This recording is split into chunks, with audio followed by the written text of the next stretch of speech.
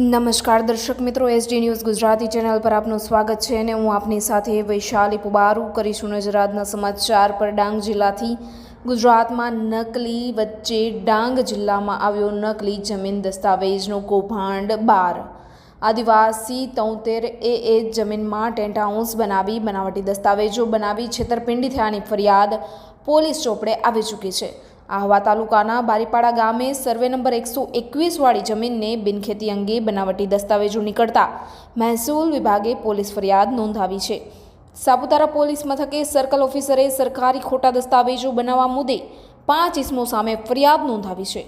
સાપુતારા પોલીસે તપાસ હાથ ધરતા આદિવાસી જમીનોમાં ગેરકાયદેસર પ્રવૃત્તિ કરતા તત્વોમાં ફડાટ ફેરાયો। ડાંગ જિલ્લામાં આવી અનેક જમીનોના દસ્તાવેજોની તપાસ થાય તો જમીનોમાંથી ભોપાળું બહાર આવશે અને તંત્રની આંખો ખુલશે। Reporter Sushil Pawar, SD news Gujarati, Dang. ગઈકાલે સાપુતારા પોલીસ સ્ટેશનની અંદર એક ગુનો દાખલ કરવામાં આવ્યો છે।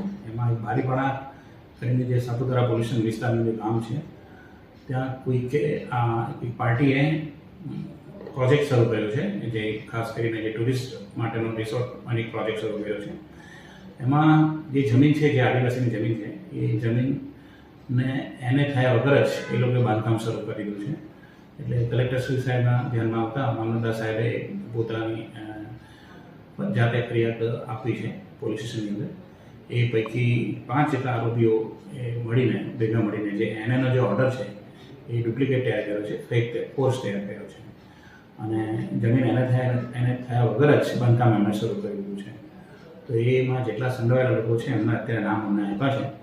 એ પૈકી જે જમીનના માલિકથી લઈને રમણભાઈ બુધાભાઈ દેશમુખ અને ત્યાર પછી મહેશભાઈ દામુભાઈ પવાર, પ્રકાશભાઈ ઉત્તમભાઈ પટેલ, એક સુરતના છે અવધેશભાઈ અને રાજુભાઈ એસ ભોઈ, આ 5 જણાના વિરુદ્ધમાં ફરિયાદ અત્યારે આપી છે। દસ્તાવેજી આ જે બનાવ જે છે 28/6 પહેલાંનો છે, એટલે અત્યારે આઈપીસીની કલમ હેઠળ જ ગુનો દાખલ કરવામાં આવ્યો છે અને એની કાર્યવાહી થશે। નવા જે કાયદો છે BNSS મુજબનો, અને આ જે તપાસ છે એ દસ્તાવેજ આધારિત છે, એટલે એમાં સંપૂર્ણ તપાસ થયા બાદ આરોપીને અટક કરવા બાબતની ધરપકડ કરવાની કાર્યવાહી શરૂ થશે।